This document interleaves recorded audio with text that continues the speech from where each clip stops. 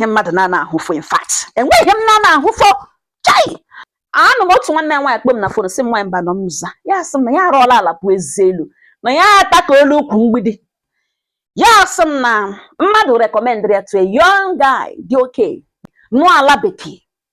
Ha ebido chatwa ma video call ma gịnị hụ na ha abụọ wụ match na ha bara onwe ha anya na ọ dabara ha. Ke nwoke abịa gwawe ya ọnụ kurukutu. Na ha atọ kpọị nne ha mụrụ. Na ada nne ya toro ya nwa ụdị ọkpara ya eto ke nta nwoke. Na mma ha nwụrụ mgbe ha dị obere. Na mpa ha ekwesịghị ha alụkwa nwaanyị ọzọ. Ya sị na ya ji ụmụ atọ na eleghị ya na alụrụ nwaanyị. Na mpa ya reziri ha well zọọ ọfụma with ịhụnanya, dị dedicated, sacrifice a lot iji mee ka ha nọrọ n'ọnọdụ a ha nọ taa. Na ala bekee n'ugbo ya na mpa ya sendokwara na ala bekee. Na mpa ya kpatakwara na ego na ahụ dị ya mma. Na ha one beautiful portable family. Na ihe n'ugbo ya na ya na-eme na ya ga-like push ya to the next level. Na ya chọrọ ịlọta. Na ya ga-alọta in 3 months time bịa lụọ ya ụgwọ isi. Lụọ ya otu nwoke na-eshi alụ nwunye. Nwaanyị mba nọ nza o si isi ekwu ya egbe obiọma joy. Orukwanụ 3 months ahụ o kwuru ya wụchashịa gba. Ọ ya ka ya ruda dị ya wụchashịa gba. Anya adanne na-egwu ya kpa ma adanne ya arọshịa gụrụ ya. Na nwanne nwoke n'aka gụrụ ya CS na o nwere anya. Na ọ ma ihe dị mma. Na adanne dị ere nabatacha anya kpaa ya okwu eru ala. Nna di ya a smile wa chewa. Jụwa ụmụ ya sị na ha lerudele this girl anya na enwere ihe ha nwere ikwu. Adanne ya CS na o yiri mma ha ya CS na ohi ya na ebe na ozugbo this girl batara na otu a ka mma ha dị those days. Ya hụrụ ya kopo chai na nwa na o chetarele ya ihe. Ọ ya ka na-eme fix date. Aganara list bido mee ihe gbaa nkwụ everything. DSC na ya ga-eme international passport. Na ya ka ya laghachi ga-eme organize invitation letter. Na ya lọtazi ọzọ ya ga-alọta in 6 months time. Ha eme wedding. Akwụkwọ ya ga-apụta by then. Enwe ike megịnị kpọrọ nwunye lash. That was the agreement. Emecha ihe aga n'anya otu eshiri tụwa anya mee everything. DS mba na ya ga like ka ọ ga nọrọ with any other person. Na ọ nọrọ n'ụlọ ha nga n'ụlọ ka nkụ bogus house na mpa ya pịara ụlọ di ya pịakwa aka ya by the side. Na compound ha buru ibu. Mpa ya nwere gate man. O nwere cook na-eshiri ya nri. O nwere ndị na-clean compound.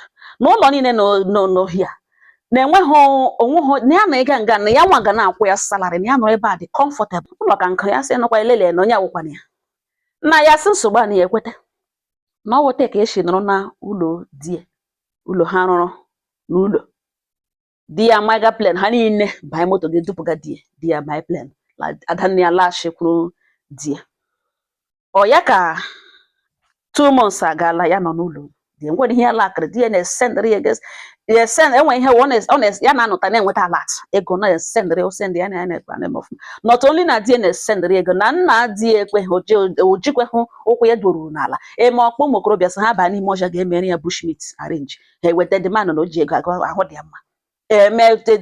Big chef prepare ya. Na ya nọ nga ntị ya sụ oshicha nga ya erige ya sụga akụ na ụba n'ọnụ. Ọ ya ka o ruru after 2 months na di ebido overstep his boundaries, cross one limit, bịawa too close.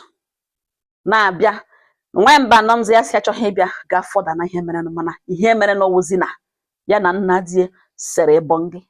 Not only na ha sere bongi na ya dịzi ime ọnwa abụọ ugbu enyi na nga ya na-agbụga nna di ya gara tem bịa gwa ya mana ya dị ime. Ya jụọ ese na ya chọrọ ịgaga wepụ nna di egwe ese nwa metụ nwa ha aka na ya ga-eme ihe na-adị mma. Ya jụọ nna di ese onwe hụ shiem ihe okwu gị na ọmana ya nwunye nwa ya nna di esi ya don't worry mgbe nwa ya lọtara na aga ama otu eshi ekwu ya. Na nwaanyị mba nọ nza na ya amaghị what to do. Kemgbe nne na nna jiri nwa ejiri tụpụta agbọbịa bido ime enyi nwoke na enwebe nwoke sere ya bongi like that. And this man sere si asha ya brain on ya n'ishi m si ya nne m ya si please biko agala that part biko ka enwe ike kwe okwu ha chọrọ ikwu. No ihe ejiri kpọm nwa mba nọ biko na ya mahụ what to do. ọ ya ka okwu ekwulekwucha m si nne m ya sị before ma nwanyere okwu n'ọnụ aga m agwarịrị gị na ihe mere jọrọ njọ, ihe mere ọjọọ gburudele na njọ. Mana ka m jụọ gị a few questions. So m jụọ sị nna ịrụkwa n'afọ ole nne m? Ya sị m na ya dị 25 years. 25 di ọrụkwa n'afọ ole? Ya sị na di na ọ dị 30 na-aga 31. Nna di nkwenụ ịma afọ ole ọrụ? Ya sị yes na ọ dị 62 years. It's okay. Ị ga-akpa ada nne di m. Ị gwala di m ihe n'ugbo? Ya sị mba. Hey, na nwaanyị mba na ya amaghị otu esi edenwe ọnụ. Na etigodi ya mma n'olu na ya ga-agwali di ya this thing. Na ya ahụhụ face ya amaghị otu esi edenwe ọnụ akọ ihe. Gee m ntị ka m gwa gị ihe m chọrọ ịgwa gị. Ị ga-akpọ ada nne di m. Ọkwa na ịmaghị otu ị ga-esi awe. Gị nye m phone number ya ka mụ na ya kwuo. Matara ya lock. Ama na ọma ada nne di m otu ọ ga-esi ewe mana ebelivuru m na ọwụ site n'ebe ọ nọ ka a ga-eji awụnye ọkụ a enwere.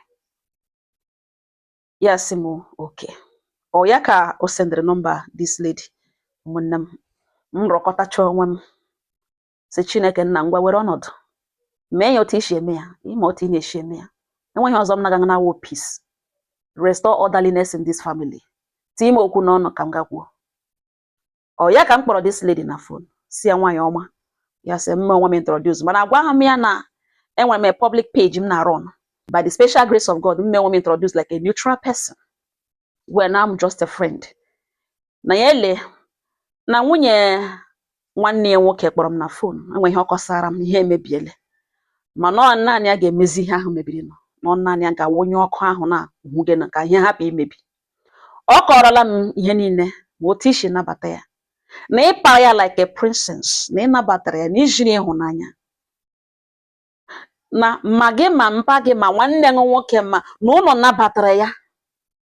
Mana ihe ya mere ya amaghị otu ga-esi correct this mistake. Asị m gịnị wụ ihe ọ? N'ole ihe ọ gịnị mere?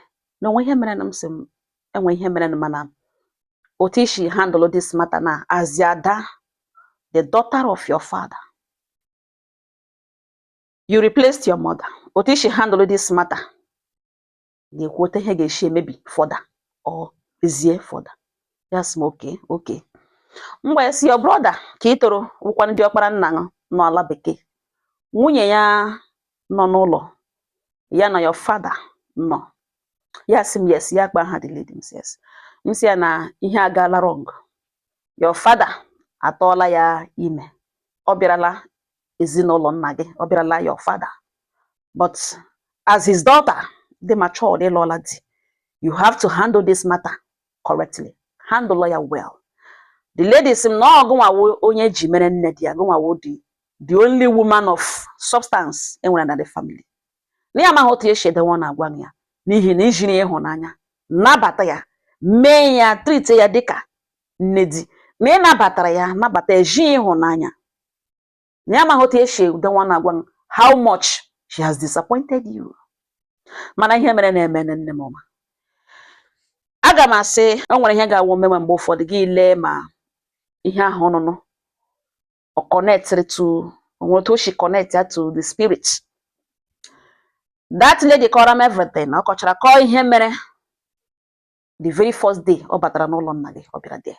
Ọ sị na ị gawara ga-ebupụta album na-eji ya picture of your mother. Na your father said that na ya nwa yiri your mother. Mmadụ ka ọwụ. And nna gị ekwe alụgharị nwaanyị until ihe make sure na o reziri ụmụ ya properly. Ọ na ga-akpọtazi onye yiri mma ọ nọ dị nwe n'ihu. Biko nne m ọma, handle this matter well. Ya sị m nwaanyị mba nọ, yes, nza. Ya sị m na ya ma na ihe na-aga imebi. Ya onwe esoro mee mistake. Na mistake ya mere with the day nwanne nwoke kpọ that girl bịa n'ụlọ ha. Na ya rote mpa ya shi elege the girl. No, because nwanne nwoke a not disturbing. Na ya gwa gere ntị ulugbo ọ hụtawa na ụmụ nwoke ndị ọzọ ga-abịa kpọghara nwunye. Na ya ma na ihe rote nwere ike ime n'ihi na mpa ya dị young and mpa ya dị handsome and mpa ya hụtawara this girl na o yiri mama ha already. Na oke mpa ya shi elege this girl anya. Mana amahụ na ihe nwere ike imebi too bad like this. Na ota mpa ya like ele na ya achọ ihe ga-eme that man ada ọrịa tomorrow na ụmụ agbọbịa juru ejuru na nwanne nwoke ga-alụrụ ọzọ. Mana ọzọ otu ya ga-eshi present the matter na ya wo ebe okwu nọ. M si enwe ihe nọ there na akwụkwọ ahụ. Na this mistake no chetekwa that na mpa no sacrifice a lot iji raise unu. Kwuo nọ nọ there.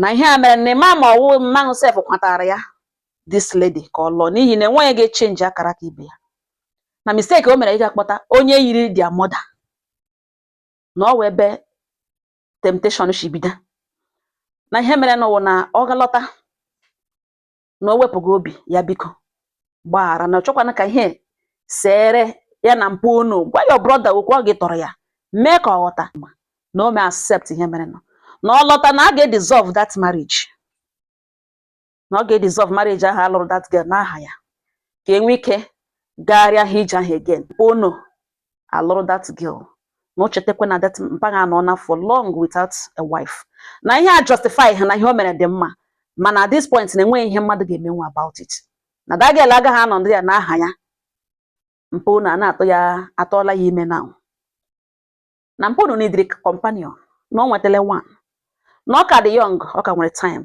na elegharị anya ebe ọzọ na mmadụ na-alụcha nwaanyị emechaa gbasaa marriage mmadụ na-alụcha di na nwunye emechasa na-alụzi na ewe ahụta this girl as one of them na agbasala si gbasaa this marriage ka mpụ unu ga-alụrụ ebe ọ tọọla ya ime atọ na ọwụ man on a honey mood na ihe mere na o mere. Talk to your brother, get more understand.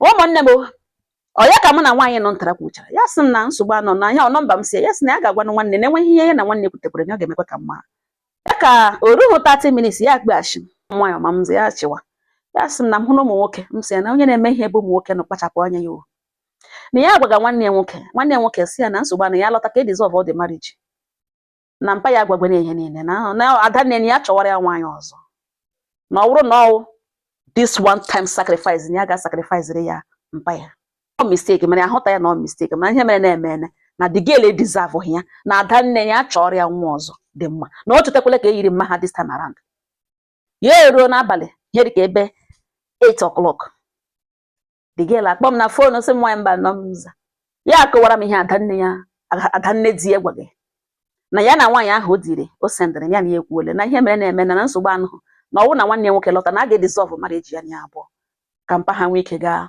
lụzie ya na aha ya na o lejikwere mpa ya anya ya eruo n'abalị ihe dịka ebe 8 o'clock the girl akpọ m na phone sị m nwaanyị mba nọ m nza ya akọwara m ihe ada nne di ya gwaghị na ya na nwaanyị ahụ o diri o sendịrị ya na ya ekwuole na ihe mere na-eme na nsogbu anụ na ọ bụrụ na nwanne ya nwoke lọta na a ga-dissolve marriage ya anya abụọ ka mpa ha nwee ike gaa lụzie ya na aha ya na o lejikwere mpa ya anya enweta m ga-esi were gwato my audience na ọ naghị ara ahụ mmadụ ịdabanye na temptation enwere temptation na-adị very long na ya dị lucky apụtaghị na ụmụ agbọghọ ndị ọzọ nwere ike dị this lucky ahịa m bịa gbetoro ọnụ ngalana. Thank God for the peace, thank God for understanding. Enwere family ọ ga-awụrụ elu na ala ehuru ọkụ ebe niile ehuru ọkụ iwuru onye ada ngana nọ ịma na okwu nwere weight n'ụlọ nna ya ịma na ikwu okwu ebe ahụ onye ọbụla edere mee ka okwu ahụ wụrụ okwu gịnị okwu na-emeji ihe okwu na-emebi emebi. Enwere some things na-enwe ike change in life ihe mere na-eme na ọwụhụ banye ụlọ ọgụ ọwụ banye gbalịkalịka ka e werụkwana nwa agbọbịa nọ ngala na ịlụga di chewe dinụ chere ewu mkpụrụ obi niile tụkwasị ebe di ahụ ọnụ ọ nga ọha nọ m n'ọnụ udo dịrị ọnụ.